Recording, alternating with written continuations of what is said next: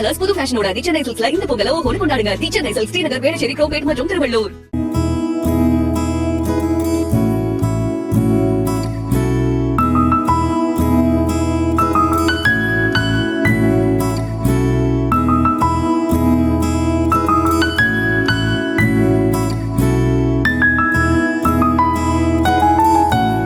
ஆட்டோவை வாங்கி எப்படியெல்லாம் சம்பாதிக்கலாம் என்ற எண்ணம் இருப்பது வழக்கம் என்றாலும் மற்றவர்களுக்கு விழிப்புணர்வு ஏற்படுத்துவதே முக்கியம் என இருக்கும் இவரின் மனசுக்கு கோடி ரூபாய் கொட்டி கொடுத்தாலும் ஈடாகாதுதான்.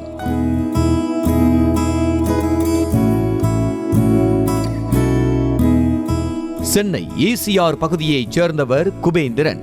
25 ஆண்டுகளுக்கு மேலாக ஆட்டோ ஓட்டி வரும் குபேந்திரன் ஒருமுறை கஸ்டமரை ஏற்றிக்கொண்டு நர்சரி கார்டனுக்கு சென்றார். பச்சை பசேலென்று சிரித்த முகத்துடன் வரவேற்ற செடிகளை பார்த்து 4 செடிகளை வாங்கி வந்த குபேந்திரன் வீட்டில் வைத்து வளர்த்து வந்தார். ஆனால் போதிய சூரிய வெளிச்சம் கிடைக்காமல் செடிகள் கருகி போகவே சொந்த ஆட்டோவை வைத்திருப்பதால் அதிலேயே செடிகளை வளர்க்க முடிவு செய்தார் ஆட்டோ ஓட்டுநர் குபேந்திரன்.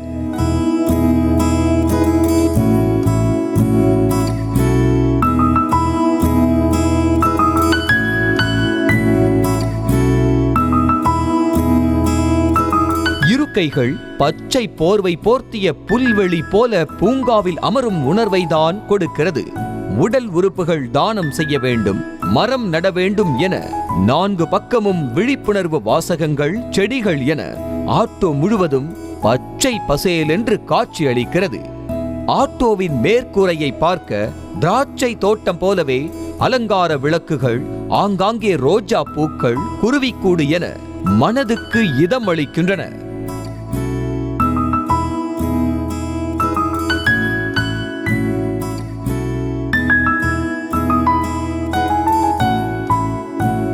சவாரி ஏற்றும் போது சந்தளவுக்கு இடம் கிடைத்தாலும் ஆள் ஏற்றும் ஓட்டுநர்களுக்கு மத்தியில் இருக்கையை தவிர மற்ற அனைத்து இடங்களிலும் அலங்காரம் செய்து செதுக்கி வைத்திருக்கிறார்.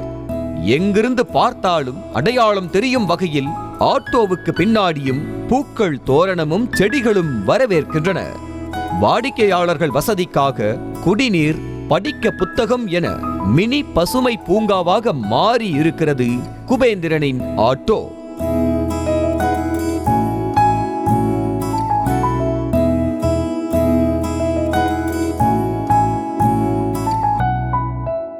சில ஆண்டுகளுக்கு முன்பு பைக்கில் செல்லும் போது எதிர்பாராமல் விபத்தில் சிக்கிய குபேந்திரனுக்கு கால் சரியாக நடக்க முடியாமல் போனது. இந்த சம்பவத்தை அடுத்து பாதியில் நடக்க முடியாமல் போன தனக்கே இவ்வளவு கஷ்டம் இருக்கிறது என்றால் பிறவி மாற்றுத்திறனாளிகள் எப்படி கஷ்டப்படுவார்கள் என நினைத்து தினமும் ஆட்டோ ஓட்டும் பணத்தில் சிறிய தொகையை மாற்றுத்திறனாளிகளுக்கு தனியாக, ஆதரவற்றோருக்கு தனியாக, முதியோருக்கு தனியாக என உண்டியலில் சேகரித்து தொண்டு நிறுவனத்திடம் ஒப்படைக்கும் ஆட்டோ ஓட்டுநரின் செயல் கேட்கும் போதே வியக்க வைக்கிறது. பாதியில் ஊனமான நமக்கே இவ்வளோ சிரமங்கள், கஷ்டங்கள் இருக்குது. பிறவி ஊனமாக இருக்கவங்களுக்கு நம்மளானது ஏதாவது ஒன்று செய்யணுன்ற ஒரு எண்ணம் தோணி என்னால் முடிஞ்சது டெய்லி 10 ரூபா மாற்றுத்திறனாளிக்கும் முதியோர் இல்லத்துக்கும் 10 ரூபா சேமித்து அதை நான் மந்த்லி ஒன்ஸ் 2 months ஒன்ஸோ ஒரு 1000-2000 சேரும்போது ராமச்சந்திரா சேரிட்டபிள் ட்ரஸ்ட்னு குரோம்பேட்டில் ஒரு தொண்டு நிறுவனம் இயங்கிட்டு இருக்கு. அவங்களுக்கு கொண்டு போய் நான் கொடுத்துருவேன். 10வது மட்டுமே படித்திருந்தாலும் அழிந்து வரும் இயற்கையால் ஏற்படும் ஆபத்தை தனது பேச்சாலேயே உணர்த்திய ஆட்டோ ஓட்டுநர் குபேந்திரன் தன்னால் முடிந்த அளவுக்கு விழிப்புணர்வு செய்து வருவதாக தெரிவித்தார். இதை நான் ஒரு விழிப்புணர்வு ஆட்டோவாக மாற்றிட்டேன் நான். ஏன்னா இன்றைக்கி இருக்க சூழ்நிலை நிறைய பேர் மரம் வெட்டுறாங்களே தவிர மரம் வளர்க்கணுன்ற எண்ணம் ரொம்ப குறைஞ்சி போச்சு. இதை பள்ளி மாணவர்லேருந்து இளைஞர்லேருந்து எல்லாருக்கும் ஒரு விழிப்புணர்வு ஏற்படுத்தணும். நம்மளான முயற்சிகளை நம்ம முடிஞ்ச அளவுக்கு செய்யலாம் அப்படின்ற ஒரு எண்ணத்துக்காக தான் இந்த விழிப்புணர்வு ஆட்டோவை மாற்றி நான் 3 பக்கம் சின்ன சின்ன பேனர்லாம் வச்சு பார்க்குறவங்களுக்கு அந்த ஒரு எண்ணம் கிரியேட் ஆகிற அளவுக்கு நான் பண்ணிகிட்ருக்கேன்.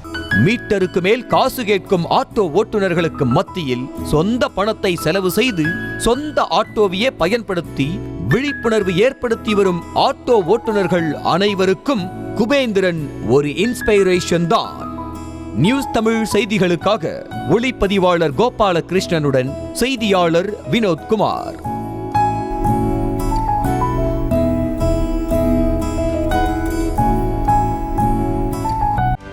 செய்திகளை உடனுக்குடனும் துல்லியமாகவும் தெரிந்து கொள்ள சப்ஸ்கிரைப் பண்ணுங்க.